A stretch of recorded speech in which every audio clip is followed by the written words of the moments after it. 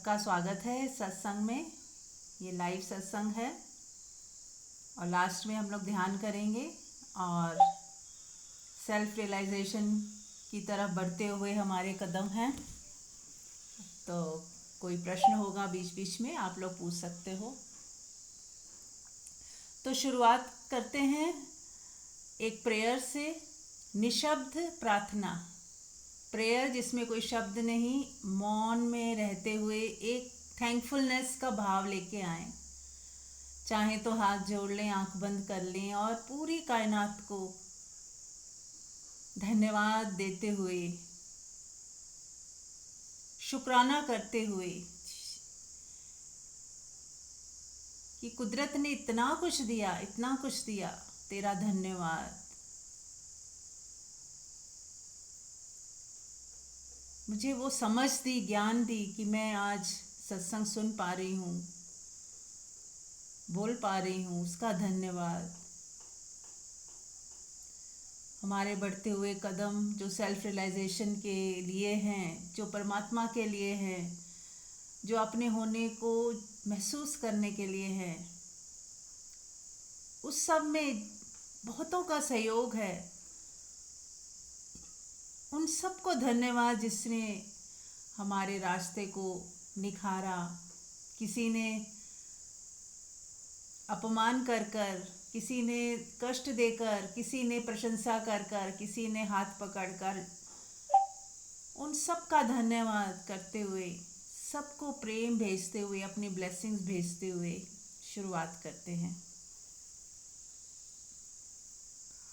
और जब हम प्रेम से भर जाते हैं, कोई शिकायत ही नहीं। किसी ने अच्छा किया उसका धन्यवाद, किसी ने बुरा किया उसका तो और ज़्यादा धन्यवाद, क्योंकि उसने तो सबसे ज़्यादा निखारा है। हर उस व्यक्ति ने हमें और ज़्यादा तराशा है, निखारा है, जिसने भी हमारा अपमान किया हो या कष्ट दिया हो।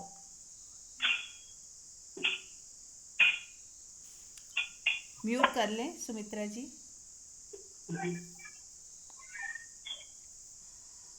तो जब हमारा हृदय इतना विशाल होता जाता है, खुलता जाता है, समझ बढ़ती जाती है कि हर एक चैलेंज, हर एक व्यक्ति हमारी ग्रोथ के लिए ज़रूरी था, तो ही वो हमारे जीवन में आया।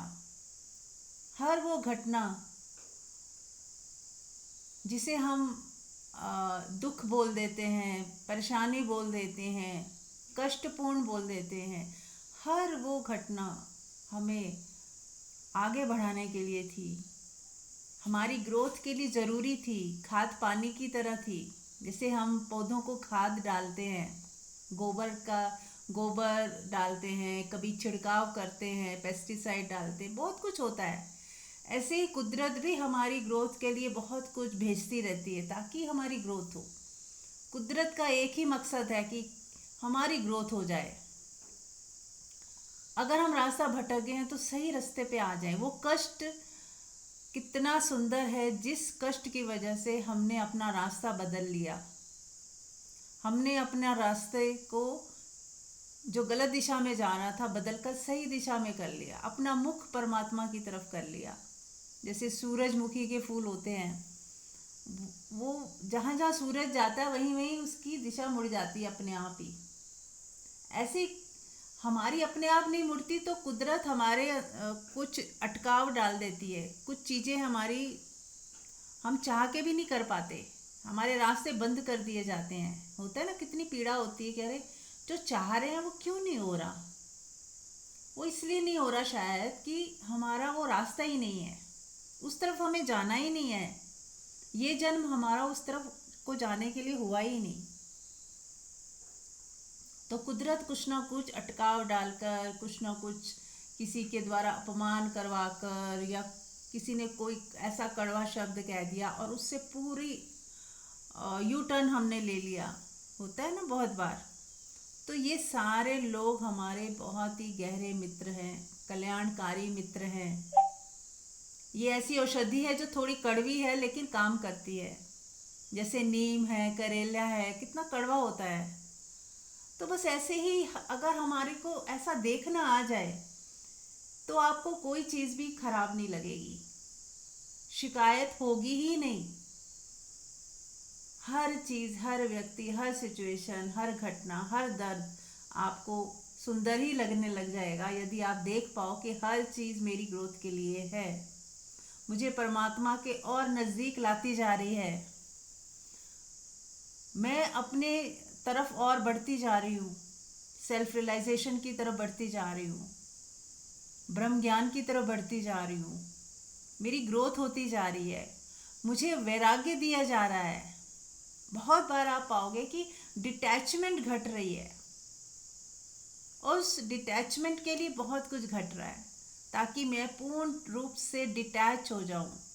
जो चीज़ मैं नहीं कर पा रही हूँ वो बाहर से दूसरे लोग मुझे कुछ ऐसी घटना के रूप में सामने खड़े हो जाते हैं, कुछ ऐसा बिहेव करते हैं कि मेरे अंदर की सुजागी जाग जाती है, हमारा विवेक जागृत हो जाता है और हम अटैचमेंट की जगह डिटैचमेंट की तरफ बढ़ने लगते हैं। हाँ, बस एक ही सूत्र याद रखना है, इसीलिए गुरु की ज़रूरत पड़ती है कि डिटैचमेंट ऐसी हो प्रेम पूर्ण, प्रेम कहीं भी कम ना हो, हमारा प्रेम वाला हृदय किसी के लिए बंद ना हो, बस व्यवहार हो ना हो लेकिन प्रेम पूर्ण हृदय जरूर हो। कई बार हम नहीं व्यवहार कर पाते हैं लेकिन हमारे हृदय में प्रेम उसके प्रति बना रहे, इतना भी काफ़ी है। क्योंकि व्यवहारिक जगत में तो फिर प्लस माइनस है, कितना ही अच्छा करेंगे कुछ बुरा हो जाएगा, किसी को खुश करेंगे किसी को दुख हो जाएगा, किसी को सम्मानित करोगे तो किसी का अपमान हो जाएगा, अपने आप हो जाए, आपने किया भी नहीं, हो गया, दूसरे ने समझ लिया। दो बहुएं हैं, एक की तारीफ कर दीजिए, दूसरी बहू को लगेगा मेरा अपमान कर दिया, आपने किया भी नहीं, सोचा भी नहीं, कोई इंटेंशन भी नहीं थी, पर दूसरे को लगेगा ऐसा, तो वो हो जाता है। ये कुदरत ऐसे ही बनी है, द्वैत इसीलिए कहा गया कि कुछ भी अच्छा करते हैं तो कुछ खराब हो ही जाता है, किसी के हेल्प भी करते हैं तो किसी को डिपेंडेंट बना देते हैं, उसका लालच बढ़ावा, उसको उसके लालच को बढ़ावा भी दे सकते हैं, निकम्मा भी बना सकते हैं, तो बहुत कुछ अच्छे में भी कुछ बुरा छुपा ही होता है। लेकिन यदि कोई सिर्फ प्रेमपूर्ण हृदय लेके बैठ जाए, उसका हृदय प्रेम से भरा हो, शिकायतों से नहीं, सम्मान से भरा हो दूसरे के प्रति, क्या इतना भी काफ़ी नहीं? फिर उसके हृदय से जो भी वाइब्रेशन निकलेगी, जो भी एनर्जी का फ्लो बहेगा, प्रेमपूर्ण ही होगा, क्योंकि वो व्यक्ति प्रेम से ही भरा हुआ है। जैसे चंदन का वृक्ष खुशबू ही देता है, फूलों से खुशबू आ ही जाती है, ऐसे ही जो व्यक्ति प्रेम और रिस्पेक्ट से भरा है सबके प्रति, बस वो उससे जो भी व्यवहार होगा अच्छा ही होगा। यदि व्यवहार नहीं भी करेगा तो भी उसका होना ही काफ़ी है। जैसे सूरज उगता है, बस उसका होना ही काफ़ी है, गर्माहट सबको मिल ही जाती है। तो ऐसे ही बस यदि आप प्रेम और सम्मान से भरे हैं, सबके प्रति आदरपूर्ण हैं, प्रेम से भरे हैं, बस इतना भी काफ़ी है। फिर व्यवहार जैसी ज़रूरत होगी वैसा हो ही जाएगा। आप बैठे बैठे भी उसके लिए मंगल कामना ही करोगे, जब ख्याल आ जाएगा उसके लिए दुआ ही दोगे। और शिकायत से भरा व्यक्ति क्या करता है, जब भी सोचेगा बद्दुआ ही देगा, कुछ गलत ही सोच लेगा, क्योंकि शिकायतों से वही निकल सकता है। कूड़ा पड़ा है डस्टबिन में तो बदबू आएगी ही, ऐसे यदि फूल रखे हैं तो खुशबू आएगी ही। तो आपको क्या रखना है हम अपने भीतर, ये खुद ही डिसाइड करना है। चूज यहाँ पे हमारी जो फ्री विल है यहाँ काम आती है। अक्सर हम लोग बात करते हैं फ्री विल की, फ्री विल, यही फ्री विल है कि हमें क्या भरना अपने अंदर, कैसे जीना, शिकायतों में जीना या अहोभाव में, थैंकफुलनेस में। अब यहाँ मुझे वो दो मक्खियाँ याद आ रही हैं। एक मक्खी होती है जो साधारण मक्खी, जो कूड़े पे ही बैठती है, जहाँ गंदगी होगी वहाँ मक्खी आ जाती है, और एक मक्खी होती है शहद वाली, उसको भी हम मक्खी बोलते हैं, मधुमक्खी। वो मधु पर ही बैठेगी, फूलों पे ही बैठती है और मधु बनाती है। वो अच्छा फूलों को ही ढूंढती है, कहाँ फूल हैं वहीं बैठूं मैं। तो हमें क्या कैसे बनना है, ये हमारी फ्री विल है, चॉइस है कि हम गंदगी पे बैठते हैं या फूलों पे बैठते हैं। अच्छा बिनते हैं, अच्छा सोचते हैं, अच्छा कुछ करते हैं, अच्छा चाहते हैं, या फिर बस शिकायतें और दुख और पीड़ा और ईर्ष्या और द्वेष इसी में ज़िंदगी गुजारनी है। अब ये हमारी चॉइस है। जैसे ही आपकी चॉइस शिफ्ट होती है, अगर नेगेटिव है तो आज अभी इसी वक्त पॉजिटिव कर सकते हैं। एक क्षण की भी देरी नहीं लग सकती। सिर्फ सोचना और देख पाना कि यस, मैं क्यों नहीं ऐसा हो सकता। हंसा तो मोती चुगे, हंस तो मोती ही चुगता है, तो क्यों ना हम भी मोती ही चुगे हाथ से। किसी के 10 बुराइयां ना देख के किसी की एक अच्छाई देख लिया करें। उसको ही देख के खुशी से भर जाएं, आशीर्वाद दे दें। जो 9 गलतियां वो कोई कर रहा है उसे ना देखें। ऐसा भी तो हो सकता है।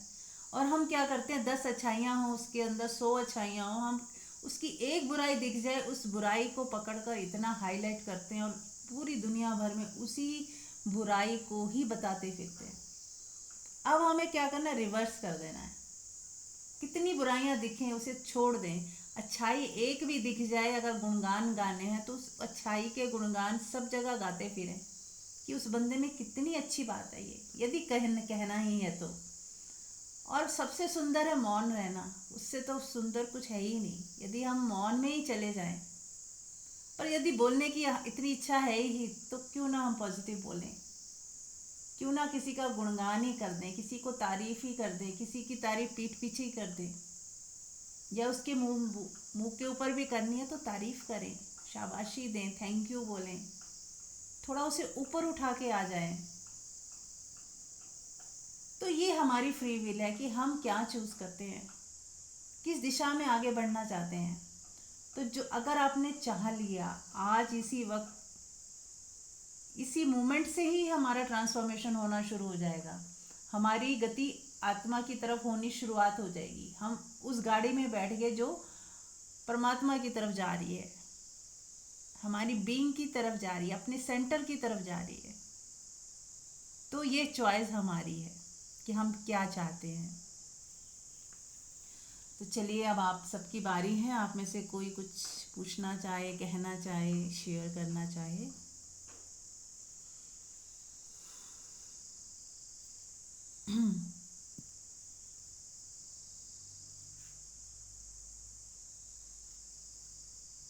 हाँ, सबको मेरा प्रणाम। हाँ जी, प्रणाम। मुझे ऐसे लग रहा है कि ये डे टू डे लाइफ में ये चीज़ें कि अगर कोई हमारे साथ मिसबिहेव कर रहा है, ऐसा कुछ कर रहा है जो हमारे को ठीक नहीं लग रहा, तो उसको भी हम प्रेम दे पाएँ, उसको भी हम ब्लेस कर पाएँ, ये अभी इतना ईज़ी नहीं लगता। ऐसे लगता है कि उस समय तो एकदम से हम रिएक्शन में आ जाते हैं। लेकिन इसके लिए अगर हम ठान लें कि नहीं, मुझे ऐसा ही करना है, तो शुरू में थोड़ी फोर्स लगानी पड़ेगी। लेकिन अगर इसकी डेप्थ में हम जाएं तो हम दूसरे को अगर घृणा नहीं कर रहे तो उसमें उसका हम भला नहीं कर रहे। देखा जाए तो हम अपना ही भला कर रहे होते हैं, उसमें मेरी ही भलाई छुपी है। क्योंकि मैं अगर उसमें रिएक्शन में आती हूँ तो अमंगल उसका हो या ना हो, मेरा तो हो ही जाता है। अगर हम किसी को ब्लेस कर रहे हैं या फिर भी उसके मिसबिहेव के बाद भी उसको माफ कर पा रहे हैं, उससे घृणा नहीं कर रहे, तो उसमें मेरी अपनी वाइब्रेशंस हायर लेवल पे जाती हैं। मेरा अपना मंगल होता है, मेरी अपनी ग्रोथ होती है, मैं ऊपर चढ़ती हूँ, मेरी एलिवेट होती है, ग्रोथ में एलिवेशन होती है। जैसे पानी होता है, वो पानी को अगर डाला जाए किसी भी चीज़ से तो वो नीचे ही गिरता है, ऊपर नहीं गिरता। लेकिन पानी को अगर हमें ऊपर चढ़ाना हो, किसी टैंक में भरना हो, तो कुछ हम प्रेशर पंप लगाते हैं, मोटर लगाते हैं।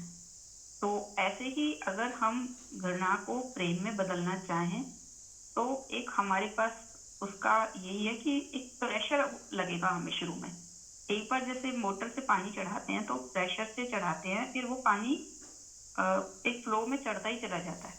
तो ऐसे ही हमारे को पहले एक प्रेशर लगेगा इस चीज में कि हम कैसे कर पाएंगे उस व्यक्ति को प्रेम, उस व्यक्ति का मंगल भाव कैसे दे पाएंगे जो हमारे प्रति इतना कटु है और घृणा है उसे हमसे या हमसे जेलस करता है। लेकिन इसको करने से हमारा बहुत मंगल होता है, हमारा बहुत हित होता है। तो अपना हित तो अपना मंगल तो हम सभी चाहते हैं, सेल्फ लव तो हम सभी करते हैं, करना चाहते हैं, लेकिन हमें पता नहीं लगता कि कैसे हम एक पुरानी आदतवश रिएक्शन में आ जाते हैं। तो ये बहुत अवेयरनेस वाली चीज है। तो ये इतना आसान नहीं है। उससे पहले ये एक प्रैक्टिस है जो मैं अपने अनुभव के आधार पे बता रही हूँ कि जब हमें कोई फूल माला पहना रहा हो, कोई हमें अप्रिशिएट कर रहा हो, तो उस समय हम अपने आप को उसकी छवि से ना देखें। उसने हमारे लिए जो अच्छे वर्ड्स यूज किए हैं, हम उनसे क्लिंग ना हो जाएं। अगर हम उनसे क्लिंग हो जाते हैं तो हम अपनी एक अच्छी सी छवि बना लेते हैं, अपने लिए एक सुंदर सी अपनी इमेज बना लेते हैं। एप्रिसिएशन से सब चिपकते हैं बहुत आसानी से। तो उसमें हम ये सोच लें कि भाई ये जो भी बोल रहे हैं हमारे बारे में, वो मेरे बारे में नहीं बोल रहे, इनका अपना दृष्टिकोण ऐसा ही है, नजरिया ऐसा ही है। तो जब हम इस चीज से अपने आप को डिटैच कर पाएंगे तो ही हम उस व्यक्ति की रिएक्शन में नहीं आएंगे, उससे अपनी उन चीजों से डिटैच हो पाएंगे जो हम नहीं चाहते, जो हमें सर्व नहीं करती। हमें जेलस, हमें रिएक्शन में आना, हमारे को बदला लेना, हमारे अंदर कोई भी ऐसी इमोशन जो मुझे सर्व नहीं करती, मुझे नीचे गिराती है, उससे मुझे डिटैच्ड होना है, उससे मुझे अपने आप को बचाना है। तो ये एक बहुत गहरा सूत्र है कि हमारी जो लोग हमारे हित में हैं, हमारी प्रशंसा कर रहे हैं, हम उनसे भी उन्हें भी ये ना कहना शुरू करें ये बहुत अच्छे हैं, ये बहुत अच्छे हैं। हम दोनों ही चीजों में स्थायी दोनों ही चीजों में साक्षी रहें, दोनों ही चीजों में न्यूट्रल रहें। हम ये जानें कि प्रशंसा हो रही है तो वो इनको मेरी कोई क्वालिटी अच्छी लगी है उसकी हो रही है, और कोई हमें घृणा कर रहा है, कोई हमें कटु वचन बोल रहा है, तो इन्हें हमारी कोई क्वालिटी डिसक्वालिटी जैसी लग रही है, तो ये इनका ही अपना परसेप्शन है, इसमें मेरा कुछ भी नहीं है। मैं तो स्वयं में ही न्यूट्रल हूँ, अपने आप में न्यूट्रल हूँ। जैसे पानी होता है बिल्कुल कलरलेस होता है, लेकिन उसमें जो भी कलर डाल दिया जाता है वो उसका कलर उस पानी में आ जाता है। तो ऐसे ही जो हम हैं, हमारा होना है वो बिल्कुल न्यूट्रल है, वहाँ पे कोई भावनाएं नहीं है, वहाँ पे कुछ नहीं है। तो इस तरह से हम उन लोगों के व्यवहार से अपने आप को प्रोटेक्ट कर सकते हैं, और उनको तभी हम ब्लेस कर सकते हैं जब हम इन सारी चीजों के बड़े एक जैसे कहते हैं विराट दृष्टि से देखें, बहुत अपना नजरिया ऐसा रखें खुला हुआ एकदम से कि जो भी आए, जैसा भी सामने से एक्ट आए, जैसा भी बिहेवियर आए, जैसे भी वर्ड्स आए, लेकिन मैं बिल्कुल वही की वही हूँ, न्यूट्रल हूँ। वो तभी पॉसिबल है जब हम मन के पार चले जाएं, क्योंकि मन तो आदतवश, संस्कारवश वैसी ही रिएक्शन में आ ही जाता है। तो ऐसा मैंने अपना अनुभव शेयर किया है। Thank you so much. बहुत सुंदर मंजू जी। Thank you. बहुत अच्छी लाइन आपने बोली कि दूसरों को जब कोई अपमान कर रहा है या कुछ कर रहा है तो वो हम उसको अगर प्यार दे रहे हैं तो हम अपना ही भला कर रहे हैं, है ना। ये चीज़ अगर हमें समझ आ जाती है, और यदि दूसरे ने कुछ भी बोला है वो उसकी समझ है, उसकी सोच ऐसी है, या वो जैसा है उसने वैसा सोच लिया, वो अपने लेवल के हिसाब से उसने सोच लिया और जज कर लिया। ऐसे हम भी कई बार बहुत बार जज करते रहते हैं लोगों को, और वो सही नहीं निकलता, बाद में लगता हाँ यार मैंने गलत ही सोच लिया था इसके बारे में। तो ऐसे कभी दूसरा व्यक्ति भी हमारे बारे में गलत बोल देता है या सोच लेता है, और फिर बाद में वो भी पलट जाता है, वो भी बदल जाता है जब वो देखता है कि हम तो वो ऐसा कुछ नहीं कर रहे। तो धीरे धीरे फिर परिवर्तन आ जाता है, क्योंकि भावनाएं बदलती रहती हैं। हमेशा याद रखिए, सोच बदलती रहती है, भावनाएं बदलती रहती हैं, मूड बदलते रहते हैं। अगर आज हमारा मूड इस वक्त ये है, जब तक मन के लेवल पे है तो सब बदलाव होता है, आत्मा के लेवल पे बहुत स्थिरता आ जाती है। लेकिन यदि मन में अभी हैं, ज़्यादा समय मन में ही रहते हैं, तो बदलाव आती है भावनाओं में, सोच में, जजमेंट हो ही जाती है न चाहते हुए भी। पर फिर भी एक विवेकपूर्ण दृष्टि रखें कि अ, ये सब टेम्परेरी है। मेरे मन में हल्का सा गुस्सा आया और फिर वो चला जाएगा थोड़ी देर में। हल्की सी जजमेंट हुई, अरे इसने ऐसे क्यों बोल दिया, क्यों कर दिया, बस उसको देखें और डिसॉल्व होने दें। उसकी बहुत लंबी चौड़ी पिक्चर ना बना लें अपने अंदर, उस छवियों को ज़्यादा ना बनने दें। हम हमारे ही अंदर स्टोर रूम भरना शुरू कर देते हैं, किसी की एक हरकत देख के, किसी की एक बात सुनकर बहुत सारी जजमेंट ले लेते हैं अपने अंदर, और फिर उसी को कागज़ पे लिख देते हैं, अच्छे से अपने अंदर के हृदय में लिख देते हैं, और फिर वही पढ़ते रहते हैं, हर समय वही पढ़ते रहते हैं, जो खुद का ही लिखा ही पढ़ते रहते हैं। और वो व्यक्ति शायद वो बदल भी गया हो और हम वही वही सोचते रहते हैं। तो क्यों ना हम ये चीज़ समझ लें कि नहीं, ये सब बदलते हुए चीज़ें हैं, ये बादल हैं, दूसरे के भी आ जाते हैं, मुझे मेरे भी आ जाते हैं। तो कभी भी किसी की बात पे इतनी गांठ ना बांध लें, वहीं पे खोल के आ जाएं, बस छोड़ दें वहीं पे, और अपना प्यार जैसा पहले जैसा बह रहा था बहने दें। यदि हमने किसी के लिए दुर्भावना नहीं रखी या सोचा उसके बारे में गलत नहीं सोचा, तो प्रेम बहता रहेगा। अभी हम कह रहे थे ना, बहुत कठिन है प्रेम देना। वो इसलिए कठिन हो जाता है, हम तुरंत सोचने लग जाते हैं कि ये व्यक्ति सही नहीं है, तो हमने क्या किया, एक पत्थर रख दिया अपने ऊपर। अपने आप वो ये लाइन बोलते ही आपका प्रेम उस व्यक्ति की तरफ बहना बंद हो जाएगा। जैसे आप एक बार बोल दो कि ये तो सही नहीं है, ये व्यक्ति सही नहीं है, बिल्कुल खराब बेकार है, इसके साथ दोस्ती रखना सही नहीं, इसके साथ व्यवहार करना सही नहीं, ये व्यक्ति ही सही नहीं है, तो आपने क्या किया, उसको पूरा ही रिजेक्ट कर दिया। अब प्रेम का बहने का कोई सवाल ही नहीं है। तो हमेशा याद रखें, बचपन में मैं बहुत बार वो पढ़ती थी कि लिखे होते थे पोस्टर्स पे, याद आ रहा है कि शराब से घृणा करे, शराबी से नहीं। तो उस समय मैं बहुत बच्ची थी, लेकिन मुझे तब भी समझ आ गया था कि हाँ, कितनी सही बात है कि शराब से घृणा करनी है, शराबी से नहीं। या उसके वो कृत्य से घृणा कर सकते हैं कि ये शराब पीता है, ये इसका कृत्य खराब है, पर हम क्या करते हैं, उस पूरे ही व्यक्ति को रिजेक्ट कर देते हैं। या किसी की कोई एक आदत खराब है, अब उस आदत की वजह से हम उसे पूरा ही रिजेक्ट कर देते हैं। हम ये नहीं सोचते ये पूरा व्यक्ति तो है तो परमात्मा ही, बस उसकी एक मन की सोच ऐसी है या इसकी एक आदत ऐसी है जो मुझे पसंद नहीं। और ये तो होगा ही, बहुत लोगों को हमारी आदत पसंद नहीं है, हम बहुत कुछ ऐसा कर रहे हैं जो दूसरों को पसंद नहीं आता।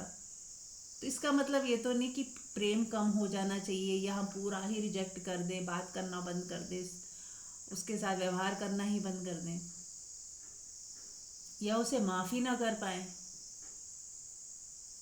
तो प्रत्येक व्यक्ति आत्मा के तल पे प्योर है, इनोसेंट है, लेकिन उसकी कोई सोच ऐसी हो सकती है जो हमें पसंद ना आए, उसका कोई एक विचार ऐसा हो सकता है जो हमें अच्छा ना लगे।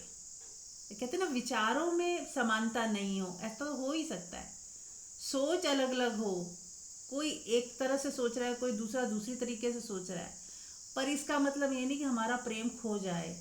उस तकरार में प्रेम ही खो गया, हमने अपना प्रेम भी बहा दिया। जैसे ओशो एग्जाम्पल देते थे कि एक बाथ टब है, उसमें छोटा बेबी नहा रहा है, आप नहलाते ना, बहुत छोटा बेबी होता है, न्यूबॉर्न बेबी, तो उसको टब में नहलाते हैं ताकि वो गिर ना जाए, तो वहीं पे ध्यान रख के उसको नहलाया जाता है। तो जो साबुन और पानी होता है हम उसे ही फेंकते हैं ना कि बच्चे को ही फेंक देते हैं। तो आप हो क्या रहा है, हम बच्चे को भी फेंक देते हैं, यानी कि जो प्रेम था उसे बचा के रखना था, हम उस प्रेम को भी छोड़ देते हैं, फेंक देते हैं। उसकी उस आदत की वजह से या उसकी कोई बात की वजह से हम पूरा ही उसको उठा के फेंक देते हैं, पूरा रिश्ता ही ख़त्म कर देते हैं। कई बार तो घृणा करने लगते हैं या द्वेष रखने लगते हैं या उससे दूरी, हर समय दूरी बनाने की सोचते रहते हैं। तो एज ए साधक हमें ये देखना होगा कि हमारा प्रेम उस व्यक्ति के लिए कम तो नहीं हो गया, क्या अभी भी वो प्रेम बह ही रहा है? क्योंकि हमारे प्रेम का संबंध किसी से है नहीं एक्चुअली। क्यों कहा जाता है कि प्रेम बहना बंधना हो? वो क्योंकि अभी आत्मा की स्थिति नहीं बनी है। यदि बन जाए तो उसके बाद तो आप चाहोगे तो रोक नहीं सकते, प्रेम बहता ही जाएगा। आप अनकंडीशनल हो ही जाओगे तभी आत्मा में स्थिति बनती है। इतने प्रेम पूर्ण हो जाओगे कि फर्क ही नहीं पड़ रहा कोई क्या बोल रहा है, क्या सोच रहा है, गाली दे के चला गया है। इसीलिए भगवान बुद्ध के ऊपर किसी ने थूका था, ये सब लोगों ने सुना होगा दृष्टांत, कि थूका और उन्होंने पोंछ दिया और उन्होंने प्यार से बोला और कुछ कहना है। उनको कोई गुस्सा नहीं आया, घृणा नहीं हुई, प्रतिक्रिया नहीं हुई, बल्कि प्रेम से उन्होंने क्या कुछ और भी कहना है। तो जब आनंद ने पूछा कि ये क्या आपने उसको ऐसे कैसे बोल दिया, उसने कहा कि कई बार इंसान इतना मजबूर हो जाता है कि बोल नहीं पाता। वो बेचारा बोल नहीं पा रहा था तो उसने थूक कर बोला कुछ, बस इतनी बात तो थी। तो मैंने उससे पूछ लिया और भी कुछ कहना है, तो कितना जान पाए कि ये व्यक्ति कितना भरा हुआ है अपने ही द्वंद्व में, अपने ही शिकायतों में, अपने ही घृणा में, इतना ज़्यादा वो फुल ऑफ नेगेटिविटी है।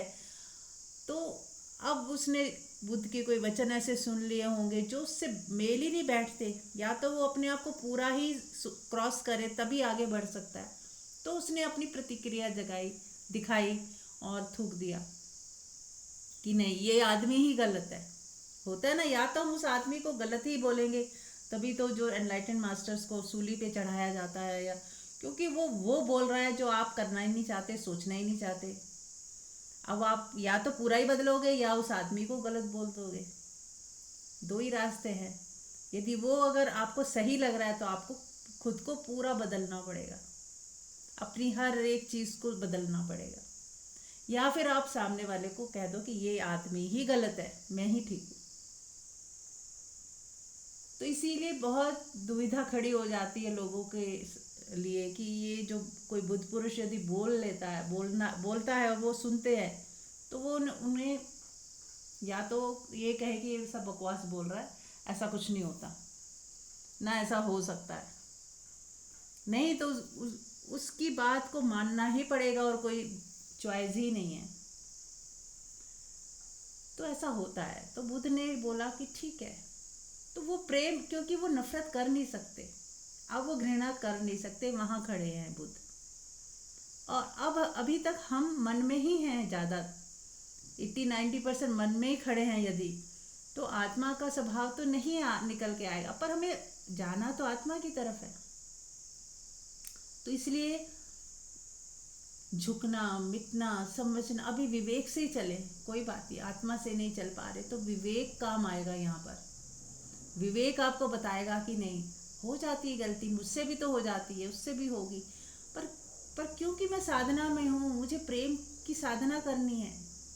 ध्यान से ज़्यादा मुश्किल है प्रेम की साधना करनी, क्योंकि ध्यान में तो क्या है, आपने पूरे संसार से काट के अपने को चाहे कमरे में बंद कर लो और अपना मंत्र जाप करो, ये करो वो करो, पर जैसे ही लोगों के बीच में आओगे तो तुरंत आपकी साधना गड़बड़ाने लगेगी।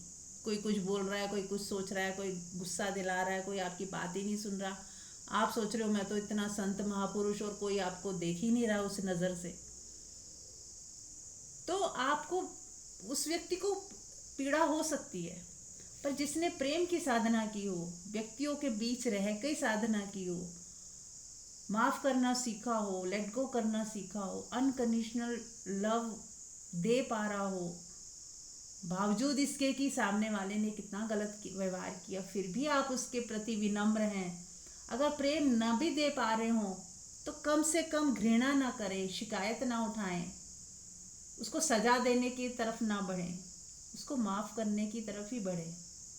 और ना ही मन में कोई बद्दुआ दें कि परमात्मा इसको देख लेगा, परमात्मा इसका बुरा करेगा, इसने हमारे साथ किया, ऐसा कुछ भी ना सोचे।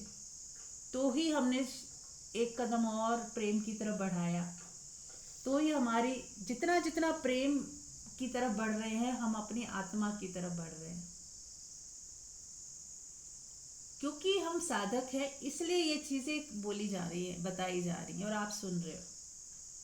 नहीं तो जैसा चल रहा है चलने दीजिए। बार बार जन्म हम लेते रहेंगे और फिर बार बार वही वही दोहराते रहेंगे। ये हमारी फ्री विल है। कोई किसी को ज़बरदस्ती कुछ नहीं दे सकता यदि आप लेने को तैयार नहीं हैं। वरना तो श्री कृष्ण जब आए थे, भगवान अवतार लेके भी आते हैं तो भी वो सबका कल्याण नहीं कर पाते, क्योंकि वो कोई राजी नहीं है, उसको लेने के लिए कोई राजी नहीं। ऐसे ही बुद्ध को किसी शिष्य ने कहा कि आप कहते हो मुक्ति का मार्ग इतना सरल है, तो आप दे क्यों नहीं देते सबको? सभी देखो चारों तरफ कितना दुख है, कितनी पीड़ा है, सब दुखों में पड़े हुए हैं, मर रहे हैं। आप मुक्ति सबको दे ही क्यों नहीं देते? तो उन्होंने कहा कि मैं तो दे दूं, पर कोई चाहता है लेना? फिर उन्होंने कहा तू जा एक बार, अब तेरे मन में प्रश्न उठा है तो तुम जाओ पूरे गांव वालों से पूछो कि उन्हें क्या क्या चाहिए, बस इतना ही पूछना और लिस्ट बना के लाओ। तो जब शाम तक वो व्यक्ति आया तो किसी ने कहा मेरी बेटी की शादी नहीं हो रही, वो चाहिए मुझे।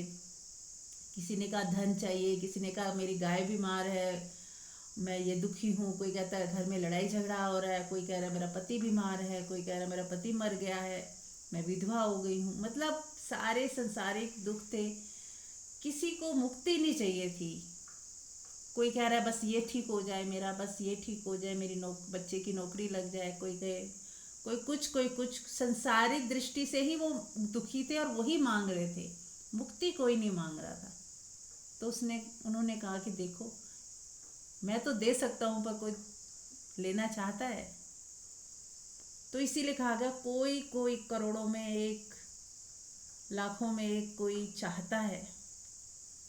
तो यदि आप भी उन लाखों करोड़ों में से कोई एक हो तो बहुत धन्यभागी हो कि जो मुक्ति के रास्ते पे चल पड़े हो, ऐसी बातें सुन पा रहे हो, बार बार सुनते हो। इसका मतलब सच में प्यास है, प्यास जग चुकी है। ये प्यास जगना ही एक इंडिकेशन है कि ये हमारा लास्ट बर्थ होगा, हो सकता है, क्योंकि प्यास जग चुकी है। होना ही चाहिए। यदि प्यास जगने के बाद भी एक दो जन्म और लगे तो उसकी कृपा, उसकी मर्जी। पर यदि प्यास बहुत ज़्यादा एकदम ऐसे कि बस अब और कुछ नहीं चाहिए, परमात्मा के सिवा अब और कुछ नहीं चाहिए, तो इसी जन्म में ही बात बन सकती है। बट फिर भी हमारी फ्री विल है, हम क्या चाहते हैं। ये सब आप में से भी कोई शेयर करना चाहे तो कर सकता है।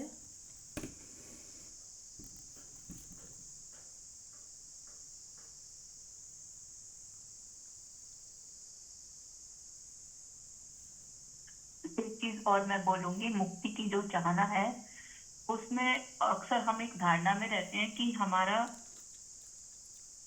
पता नहीं अगला जन्म होगा नहीं होगा या कैसा होगा। लेकिन अगर हम इसी जन्म में बिल्कुल न्यूट्रल रहें, बिल्कुल कोरे रहें, आत्मा का जो स्वभाव है ट्रांसपेरेंट, कि शून्य, खाली होना, तो वो खाली होने के लिए ही ये सारा हमारा अभ्यास होगा कि हम ना काऊ से दोस्ती, ना काऊ से बैर।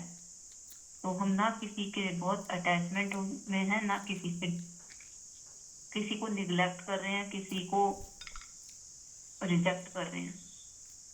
ना अट्रैक्शन है ना रिजेक्शन है। तो दोनों के मध्य में हम भी हो जाएं, तभी हम सही मायने में जीते जी ही मुक्त हो जाएंगे। ये धीरे धीरे ये हम अभ्यास कर रहे हैं और हम कुछ ऐसी सिचुएशंस हमारी डे टू डे लाइफ में आती ही रहती हैं जिनमें हमें पता लग जाता है कि हमारे अंदर कोई रिएक्शन आई है या हम बिल्कुल तटस्थ रहे। उस सिचुएशन को, उस पर्सन को हम बिना किसी लेबल के लगाए हमने एक्सेप्ट किया, बिना उसको कोई जजमेंट दिए, एज इट इज हमने उसको एक्सेप्ट कर लिया। हमने कुछ नहीं सोचा कि इनसे दूर हो जाए या इनके पास चले जाए, इनको बता के आए, इनको हम अपना क्लैरिफिकेशन दे के आए, जस्टिफिकेशन दे के आए, कुछ भी नहीं है। जैसे हवा में अगर हमने उंगली घुमाई तो हवा में कुछ चित्र नहीं बनता। तो एक पानी पे चलाते हैं तो पानी पे जब चल रही है तो चित्र बनता है, निशान बनता है, लेकिन खत्म हो जाता है। एक रेत पे बनाते हैं, थोड़ा और ड्यूरेबल होता है वो। उसमें वो उंगली जैसे हम कुछ लिखते हैं तो वो जब तक हवा आंधी नहीं चलेगी उस पर लिखा ही रहता है। फिर एक पत्थर पे लिखते हैं तो कि जब तक वो पत्थर ना खत्म हो जाए तब तक लिखा ही रहता है। तो ऐसे ही हमें अपनी खुद ही अपने निर्णय लेना पड़ेगा, अपने आप को चेक करना पड़ेगा कि मैंने किसी व्यक्ति के लिए जो सोचा है वो कितनी देर मेरे ऊपर अंकित हो गया, कितनी देर तक वो रिएक्शन मेरे अंदर चलती रही। तो ये हमें बहुत सारी डे टू डे लाइफ में सिचुएशंस आती रहती हैं और हमें पता लगता रहता है कि हम मुक्ति की तरफ जा रहे हैं।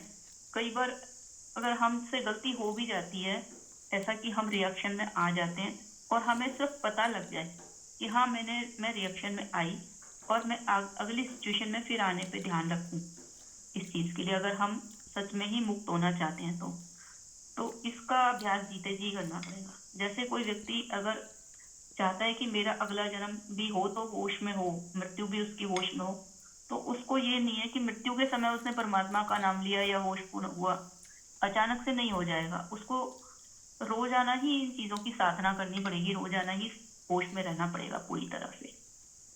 ऑल ऑफ सडन नहीं हो जाता ये, हमें मुक्ति कभी ऑल ऑफ सडन नहीं हो जाएगी। हम बस धीरे धीरे धीरे धीरे जैसे जैसे हमारे लाइफ में सिचुएशंस आती हैं, ऐसे लोग आते हैं, तो हमें पता लग जाता है कि मेरे अंदर जो रिएक्शन आई वो हवा में उंगली से लिखने जैसी थी या पानी पे लिखने जैसी थी या मिट्टी पे या पत्थर पे, किसके जैसी थी। तो यहाँ से हमारी चेकिंग भी होती रहती है। Thank you. बहुत सुंदर मंजू जी। और क्या तरीका है, अब रिएक्शन हो ही रहा है, मान लो चाहे वो रेत पे उंगली की तरह हो कि रेत पे लिखा हुआ है या पत्थर पे है या जैसे भी लिखा तो गया। अब इसको कैसे ठीक किया जाए। अब लिख ही मान लो अंदर रिएक्शन आ गया, आपने ऊपर ऊपर से तो नहीं बोला, बाहर की चुप पहले आ जाती है। हम इतना तो सीख ही लेते हैं कि हम चुप रहें, मौन रहें, पर अंदर अफेक्ट आ जाता है, मन में आ जाता है, मन में पीड़ा हो एक उठ ही गई है ना। आप करें क्या। तो उसके लिए है आपको एक ही बात करनी है, आंख बंद करें और अपने उस दर्द को देखें। अभी करते हैं सभी लोग। कोई भी पीड़ा है, यदि अंदर उदासी है, पीड़ा है, दुख है, शिकायत है, हमें सिर्फ नॉन जजमेंटल होकर उसे देखना है, उस पीड़ा को देखना है।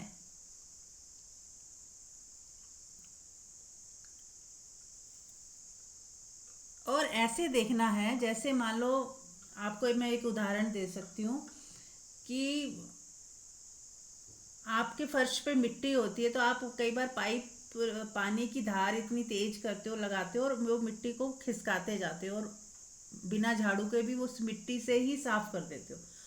ओ सॉरी, उस पानी की धारा से ही वो मिट्टी साफ हो जाती है ना। तो ऐसे ही आपको अपने देखने की शक्ति को ऐसे डालना है उस पीड़ा के ऊपर कि जितनी वो डलती जाएगी वो पीड़ा जो है गायब होती जाएगी। उदासी है तो छटती जाएगी, कोई द्वेष है, कोई दुर्भावना आ गई है तो वो एकदम जल के खाक हो जाएगी। क्योंकि आपका देखना है परमात्मा का देखना, और परमात्मा की दृष्टि ही पड़ रही है उसके ऊपर सीधी डायरेक्ट। तो वो अब उसकी कोई वैल्यू नहीं रही, अब वो उसको मिटना ही है। जैसे सूरज की तेज धूप में जो कोहरा होता है छट जाता है, ओस की बूंदें सब गायब होने लगती हैं क्योंकि धूप चढ़ाई। ऐसे ही हम अगर जाग कर देखते हैं कि कहाँ है पीड़ा, कहाँ हुआ दुख, उस दुख को, पीड़ा को सिर्फ देखें,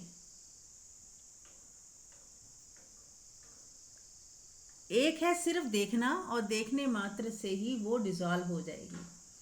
और दूसरा एक और प्रयोग कर सकते हैं आप, पहले 5 मिनट देखें कि ये पीड़ा हुई तो क्यों हुई, उसका रीज़न क्या है। क्या मेरे अंदर अभी भी लालच है, या अभी भी उम्मीदें रखी हुई हैं दूसरों से, दूसरों को इतना अपना मान लिया है कि उनकी वजह से हम भी हिलते जाते हैं। वो हिले तो हम भी हिल गए, वो दुखी हुए हम भी दुखी हो गए, उन्होंने कुछ बोला हम दुखी हो गए।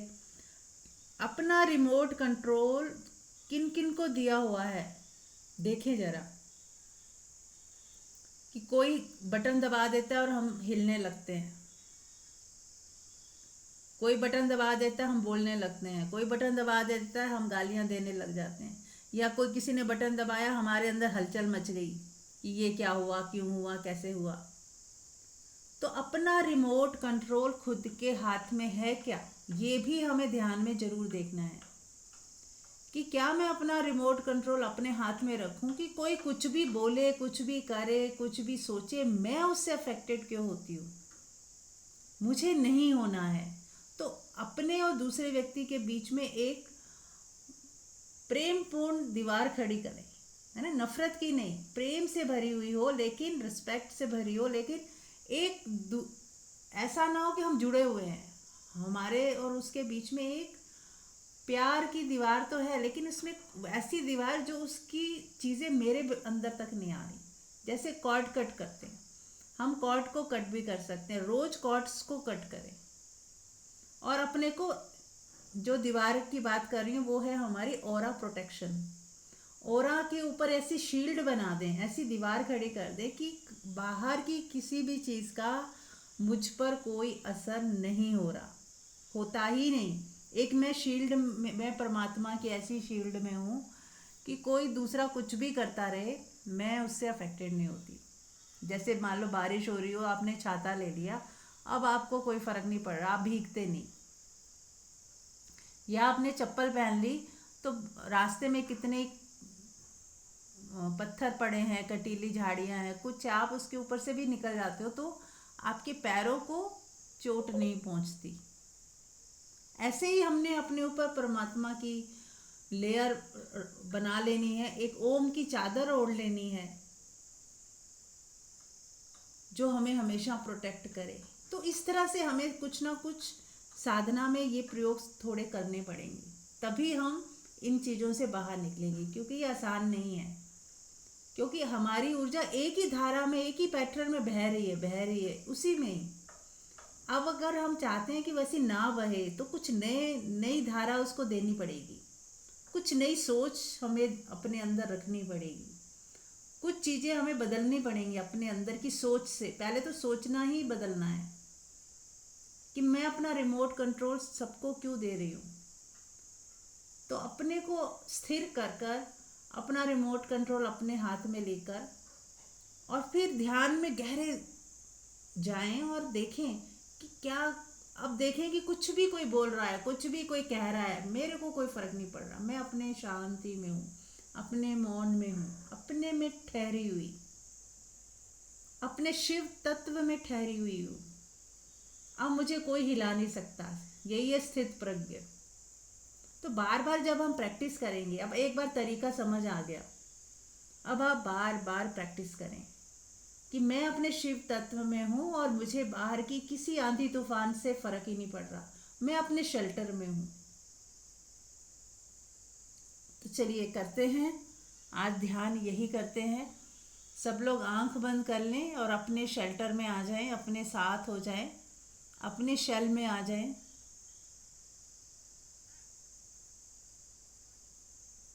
और अपना रिमोट कंट्रोल अपने हाथ में ले लें। सबको करना है, ये करें, प्रैक्टिकल भी करेंगे साथ साथ। और एकदम स्थिर हो जाएं, शांत हो जाएं, मौन में चले जाएं, ठहरे हुए, सब ठहरा हुआ मेरे ही भीतर मेरा साक्षी, मेरा परमात्मा देख रहा है, सब जान रहा है, देख रहा है, उसको सब पता है क्या क्या क्या गड़बड़ हो रखी है। तो जैसे ही आप अपने साक्षी भाव में देख पाओगे सब कुछ, तो वो सब गायब होने लगेगा, छटने लगेगा। तो चलिए मैं 1 मिनट पॉज ले रही हूँ। आप देखें चारों तरफ कि मेरे भीतर कहाँ शिकायतें हैं, बिना जज किए अब उस शिकायत को देखें, उस जजमेंट को देखें। कुछ नाराज़गी पड़ी हुई है, उसको सिर्फ देखें, केवल देखें, और देखने मात्र से वो वहाँ से छटती जा रही है, वैसा भी देखें। गायब होती जा रही है, गायब होती जा रही। सोचना नहीं है उसके बारे में। यहाँ ध्यान रखिए, हम उसको डिलीट करने के प्रोसेस में हैं, ना कि उसको और बढ़ाने के। जैसे आप सोचोगे वैसे और बढ़ता जाएगा। बिना सोचे सिर्फ देखना है, और देखने मात्र से वो गायब होता जाएगा। जैसे रोशनी, दिया जला और अंधकार गायब, ऐसे आपने देखना शुरू किया और वो गायब होना शुरू हो गया। इस तरह से बैठना है। तो 1 मिनट में पॉज ले रही हूँ, आप करें, और बाद में आप इसको लंबे समय के लिए कर सकते हैं। शुरू करें।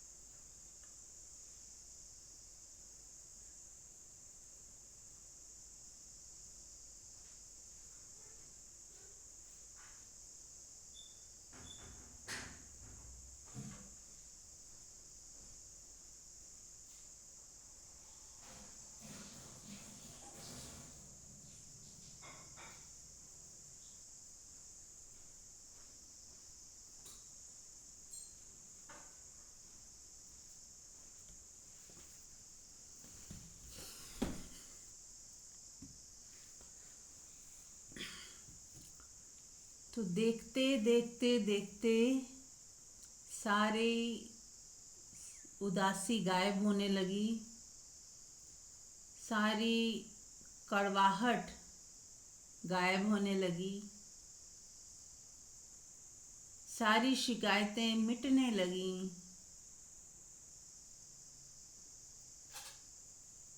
ये देखने का इतना सुंदर विज्ञान है।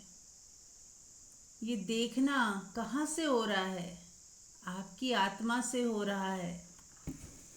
यही है आपकी आत्मा, आपका होना, जहाँ से आप देखते हो। क्या देखते हो वो नहीं, जो देख रहा है वही है सत्य, वही है आपकी आत्मा। बाकी तो सब बादल हैं, छट जाते हैं। आपकी आत्मा की उपस्थिति में सब बादल छट गए। आप शोक मुक्त हो गए। अब कोई पीड़ा नहीं, दुख नहीं, अशांति नहीं। हर तरह का बादल छट गया और भीतर प्रेम ही प्रेम, प्रेम ही प्रेम। जैसे पत्थर हट जाने पे कोई रुका हुआ पानी एकदम बहने लगता है, ऐसा ही आपको महसूस होगा कि आपका हृदय और हृदय के ऊपर जो भी पत्थर रखे हुए थे, जो इस धारा को बहने नहीं दे रहे थे, आपने जैसे पत्थर हटाए, अब प्रेम का झरना उन सब के ऊपर बहता हुआ महसूस करें कि आपका झरना इतना बह रहा है कि आप प्रेम से नहा रहे हो और अपनी ब्लेसिंग्स दे रहे हो, अपना आशीर्वाद उन सब पे बरसा रहे हो प्रेम के रूप में। निशब्द भी आप अपने आशीर्वाद भेज सकते हो, बस प्रेम भेज रहे हो, प्रेम जा रहा है, आप बोलो भी मत कुछ, सोचो भी मत कुछ, केवल भावना भेज दो प्रेम वाली। उस व्यक्ति के ऊपर शॉवर होती हुई आपकी प्रेम और मंगल कामना, बस इतना भी काफ़ी है। बाकी सब परमात्मा पे छोड़ दें, फिर जो होगा सो होगा। हमारा काम अपनी अपनी सफाई करना था, अपने मन की शांति को बढ़ाना था, अपने को प्रेम से भरना था, वो हमने कर लिया। अब जो तेरी मर्जी, तेरी मर्जी पूरी हो, तेरी मर्जी पूरी हो, तेरी मर्जी पूरी हो। अब सब प्रभु पे छोड़ दें, प्रभु के चरणों में समर्पित हो जाएं और परमात्मा से शक्ति को मांगे कि हमें परमात्मा इतनी शक्ति दे, इतनी प्रेरणा दे, इतनी विवेक दे। मांगना ही है तो बस उनका प्रेम, शक्ति, शक्ति प्रेम ही है, वो कोई अलग नहीं है। शक्ति यानी कि विवेक, ऐसा विवेक जागृत हो जाए, हमारे भीतर का गुरु जग जाए। वही हमारा गुरु है जो हमें मार्गदर्शन देता है, वही हमें सच्ची राह पे लेके चलता है, जहाँ हम प्रेम से लबालब भर जाते हैं।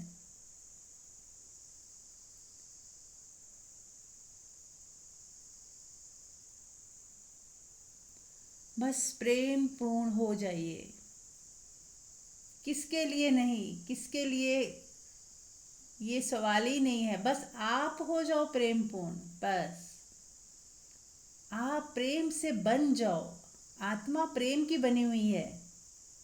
आनंद, इसीलिए उसको आनंद बोला गया, क्योंकि प्रेम एक कन्फ्यूज़न पैदा करता है, जो संसारिक प्रेम है जिसमें गिव एंड टेक होता है। तो इसीलिए एक नया नाम दिया गया, आनंद।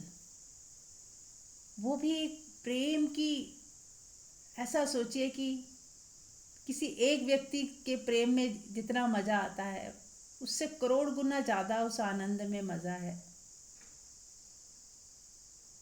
क्योंकि आप तो सृष्टिकार से प्रेम कर रहे हो, उसकी रचना से भी ज़्यादा रचनाकार से प्रेम कर रहे हो। अगर संसार उसकी सृष्टि है परमात्मा की, परमात्मा क्रिएटर है यदि, तो क्रिएशन से ज़्यादा क्रिएटर से प्रेम कर रहे हो आप, तो क्रिएटर कितना सुंदर होगा। यदि उसकी क्रिएशन इतनी सुंदर है तो क्रिएटर कितना प्यारा होगा, आप अंदाज़ा भी नहीं लगा सकते। तो प्रभु के क्रिएटर से तो प्रेम करना ही है, लेकिन उसकी क्रिएशन से भी प्रेम करना है। जैसे हम किसी से प्रेम करते हैं तो वो खाना मान लो बनाया है उसने, तो हम उसकी भी तारीफ करते हैं, चाहे उसने कैसा भी बनाया हो, सिंपल सादा भोजन भी बनाया हो, क्योंकि आप उस व्यक्ति से इतना प्रेम करते हो। उसकी बनाई हुई हर चीज़ में वो इतने भाव से बनी हुई है, इतने प्रेम से बनी हुई है, आप उसको कितनी मिठास से खाते हो। तो जब हमें प्यार होगा तो हमें उसकी हर चीज़ अच्छी लगेगी। तो ऐसे ही जब हमें परमात्मा से प्रेम है तो उसकी रचना से क्यों नहीं होगा प्यार। तो उसकी क्रिएशन से भी उतना ही प्यार होगा जितना कि उस परमात्मा से। बस अपने को परमात्मा के प्रेम से भरते जाएं, परमात्मा के प्रेम में बसते जाएं, रचते जाएं। और उसी के लिए ज़रूरी है कि बाहर की सारी शिकायतों से, वासनाओं से, इच्छाओं से, दुर्भावनाओं से हमें फ्री होते जाना है और वो सारी एनर्जी परमात्मा के प्रेम की तरफ बहाते जाना है। अब हमें बस दुनिया से कुछ नहीं चाहिए, संसार से कुछ नहीं चाहिए। अब कुछ पाने को नहीं, कुछ खोने को नहीं। ना काहू से दोस्ती, ना काहू से वैर। और आपका मुख अब हो गया परमात्मा की तरफ। पहले था संसार की तरफ, पहले क्रिएशन की तरफ था, अब क्रिएटर की तरफ हो गया। अब मुझे क्रिएटर से मिलना है और वो क्रिएटर आप ही के भीतर छुपा हुआ है, ये जो जान रहा है, देख रहा है सब कुछ।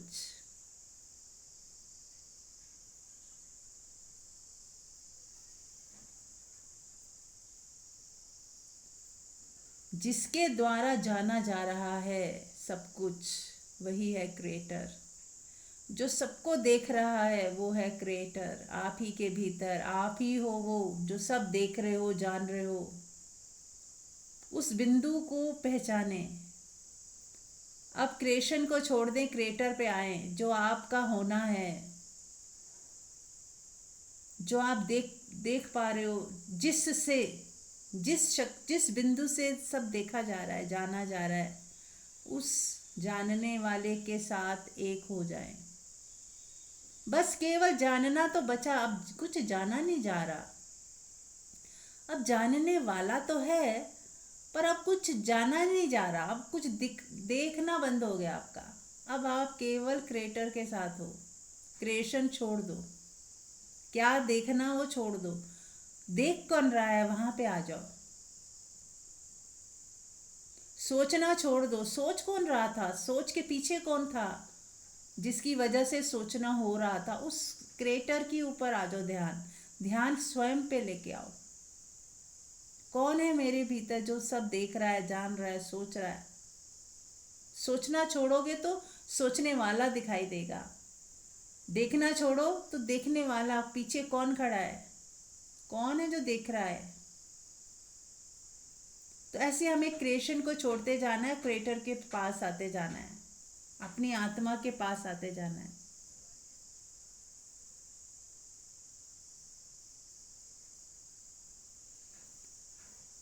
तो अब हम लोग सब 10 मिनट मौन में रहेंगे और इसी क्रिएटर के साथ, जानने वाले के साथ। अब कुछ भी हो रहा है चारों तरफ, आपको केवल जानना है कि मैं केवल जानने वाला हूँ।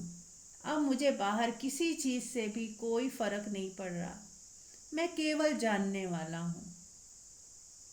मुझे बस पता तो चल रहा है, पर मैं अब कुछ रिएक्ट नहीं कर रहा। कोई आवाज़ आए, हाँ पता चल रहा है, पर अब मेरे अंदर कोई हलचल नहीं। मैं केवल जानने वाला हूँ। बाहर कोई बच्चा रोया, मुझे कुछ सोचना नहीं। मैंने केवल आवाज़ सुनी, अपने आप प्रकृति संभाल लेगी। मैं केवल जानने वाला हूँ। बाहर कोई गाड़ी की आवाज़ आई, आपने कुछ नहीं सोचा, मैं केवल जानने वाला हूँ। और सारा फोकस बाहर से हटाते हुए जानने वाले के ऊपर लेके आओ कि मैं केवल जानने वाला हूँ, मैं केवल जानने वाला। इस बोध के साथ बने रहना, ये है आत्म ज्ञान की स्थिति। चाहे वो 1 सेकंड के लिए हो या 10 सेकंड के लिए, फिर आप वापस मन में आ जाओगे। पर हाँ, एक दिन ऐसा दिन अवश्य आता है साधक का, जब वो पूरा समय आत्मा में ही स्थिति उसकी बनी रहती है। वो बना ही रहता है, चाह के भी वापस मन में नहीं जा सकता। अब वो है एनलाइटनमेंट। तो वो भी एक दिन आ ही जाएगा। जब हमने शुरुआत की है तो जर्नी एक दिन ख़त्म होगी ही। शुरुआत तो करें, पहला कदम उठाया तो आखिरी आ ही जाएगा, मंजिल आ ही जाएगी। और हर कदम में मंजिल छिपी हुई है। एक एक कदम उसका मंजिल ही है, यात्रा ही मंजिल है। ऐसा भी कहा जाता है कि एक एक कदम में ही हमें उसकी अनुभूति होने लगती है। हर एक कदम में परमात्मा की अनुभूति, हर एक कदम में परमात्मा की अनुभूति। और फिर एक दिन ऐसा जब अनुभूति उसी की ही रहेगी और कुछ नहीं बचेगा, बस इतना फर्क है। अभी हम कभी कभी मन हावी हो जाता है, मन में आ जाते हैं, और एक दिन आएगा मन हावी होना बंद हो जाएगा, बस इतना ही फर्क है। फिर आप टोटल 100% मन में ही बने रहो, सॉरी आत्मा में ही बने रहोगे। मन पूरी तरह विलीन हो जाएगा, समाप्त ही हो जाएगा। लेकिन मन पूरी तरह समाप्त होने का मतलब सिर्फ इतना है कि अब मन आपको चलाने वाला नहीं रहेगा, मन एक सेवक की तरह रहेगा और आपका कहना मानेगा। पहले क्या होता था, मन मालिक था और हम उस मन के पीछे पीछे भाग रहे हैं, मन जो बोल रहा है हम वही कर रहे हैं। विचार जो आया, हमने उस विचार को इतना इम्पोर्टेंस दिया और फिर उस विचार के पीछे पीछे पीछे पीछे वही करने लग गए। अब हम विचारों को भी उठने देंगे, मन को भी कुछ ना कुछ सोचने देंगे, पर अब वो मालिक नहीं है, अब वो हमें नचा नहीं पाएगा, अब वो हमें भगा नहीं पाएगा, अब वो कोई गलत निर्णय नहीं ले सकता। अब हमारा विवेक जागृत है, हमारी आत्मा की जागृति हो गई है। अब जो फैसला लेना हमने लेना है, हमारी आत्मा ने लेना है, ना कि मन हमें चलाने वाला। अब मन की शक्ति, पावर खत्म हो जाएगी, इतनी ही बात है कि मन होते हुए भी वो बिल्कुल ना होने की तरह हो जाएगा, सेवक की तरह। विचार यदि आएंगे भी तो इतने बलवान कभी नहीं होंगे कि आपको बहा के ले जाए। आएंगे जाएंगे, बादल की तरह आए गए, लेकिन आपको उससे कोई फर्क नहीं पड़ेगा। आप सूरज की तरह चमकते ही रहोगे अपने भीतर, बस इतना फर्क है। तो बस धीरे धीरे हमें उसी दिशा में बढ़ते जाना है। और यदि हमारी चाहत सच्ची है, गुरु सच्चा है, परमात्मा की कृपा है, तो ज़रूर बहुत जल्द ही वो दिन आ ही जाएगा। तो इस शुभकामना के साथ अब हम सब 10 मिनट मौन में उतरते हैं। बने रहें अपने इसी क्रिएटर के साथ। अपनी इस जैसे ही हम अपने क्रिएटर के साथ होते हैं तो एक अमृत बरसने लगता है, बस उस अमृत को पीना है। अनहद नाद सुनाई देने लगता है, इस नाद को सुनते रहना है। और उसमें भी होश, ये भी मैं इसको भी सुन पा रहा हूँ, देख रहा हूँ, जान रहा हूँ कि नाद बज रहा है। मैं भी इस अमृत बरस रहा है, इसको भी मैं देख पा रहा हूँ, जान पा रहा हूँ। उसमें भी जानने वाला बचा ही रहता है। इसीलिए शिव और शक्ति दोनों एक साथ बने ही रहते हैं। चलिए, तो बने ही रहें 10 मिनट इसी मौन में। Thank you so much. Thank you.